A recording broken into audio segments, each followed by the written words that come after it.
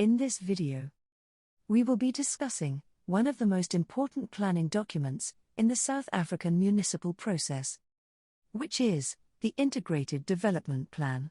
But before we get into it, remember to subscribe to this channel for more videos. Also check out some of our other videos relating to the South African public administration. Now that you've subscribed, let us get into today's video. As a starting point, you need to remember that businesses, governments, and other organizations usually have certain goals and objectives that they aim to achieve. These goals and objectives can be achieved in the short term, or the medium term, or in the long term. In order to achieve these goals and objectives, these organizations usually, first, identify such goals and objectives.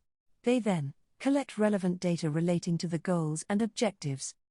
Such data is then reviewed. Available resources are then determined.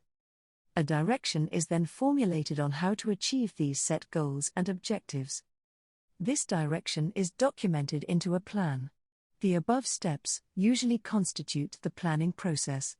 Evidently, the planning process provides the information needed to make effective decisions about how to allocate available resources in a way that will enable an organization to reach its determined objectives.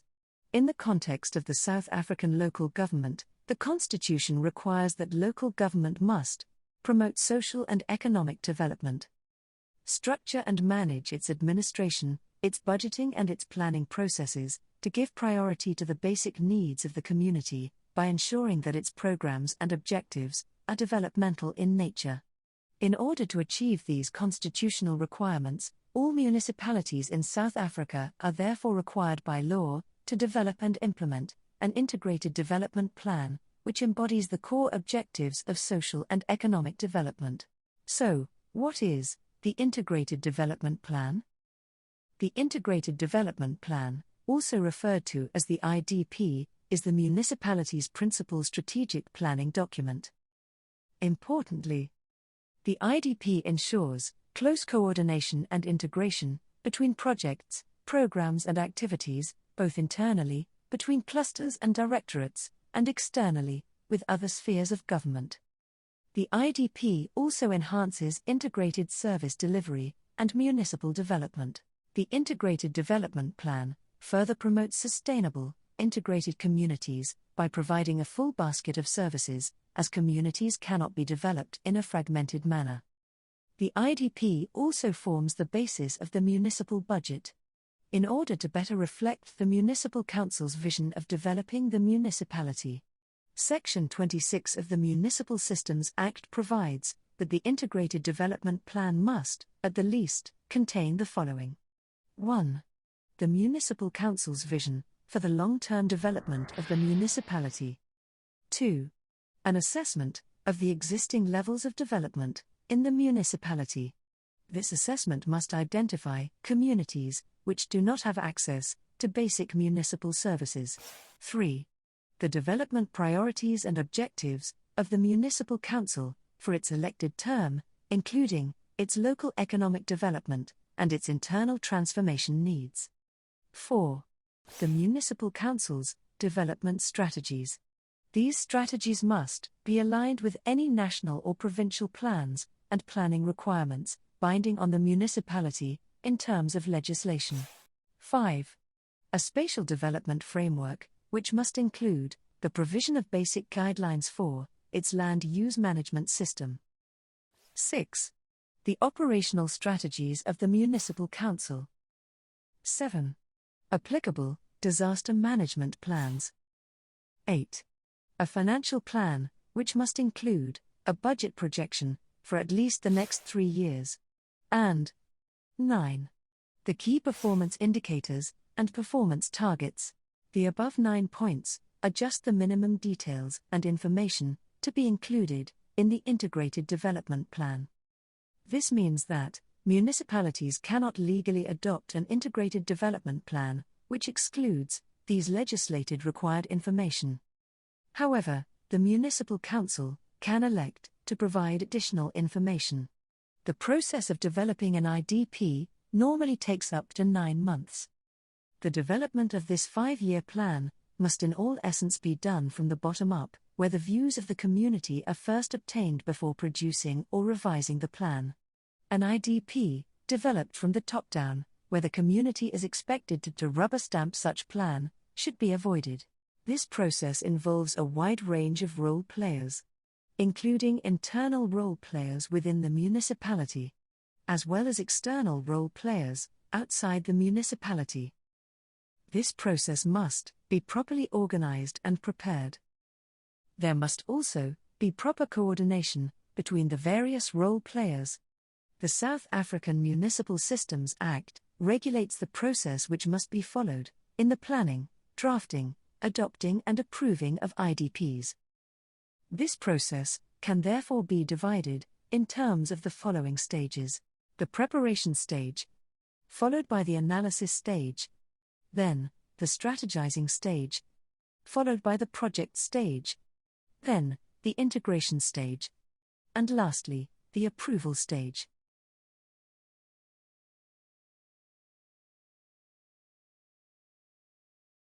The process starts with a business plan. During this stage, the municipality must develop and document a process plan, which will be followed in drafting the integrated development plan. This process plan must include timelines, dates, various stakeholders to be involved, and their responsibilities, as well as other key planning information. This process plan must then be communicated to all stakeholders, including municipal officials, the community at large, as well as community-based organizations and other stakeholders to be affected by the IDP process plan. The analysis stage deals with the current situation within the municipal area. This includes challenges faced by the community. These challenges are then profiled. Challenges may range from lack of basic services to criminal activities to unemployment. Thereafter, the needs of the community are prioritized in a specific order of the attention they may require. Available resources from the municipality are determined. It is during this stage that various stakeholders are consulted with regards to the living experiences of the community, as well as the development needs of the community. After completion of this stage, municipalities should have a proper understanding of the challenges faced by the community. After the analysis stage, the municipality needs to enter into the strategizing stage. During this stage, the municipality must develop a priority list and further develop solutions to address the identified challenges. These solutions must build up to the municipality developing its vision, objectives, strategies and projects. It is during this stage that stakeholders, such as community-based organizations, businesses, community leaders, traditional leaders, as well as residents, get an opportunity to voice out whether or not they agree with the challenges identified, as well as the solutions being proposed and the formulated vision, objectives, strategies, and timelines.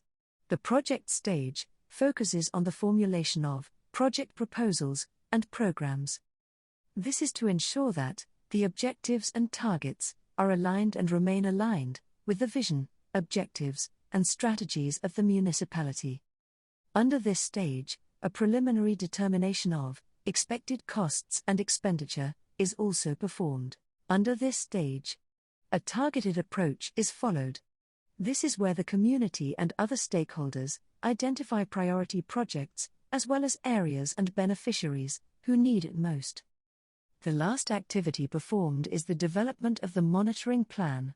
This plan will ensure that stakeholders are able to monitor and assess whether the projects are being implemented according to the approved plan. During the integration stage, project proposals and inputs are screened.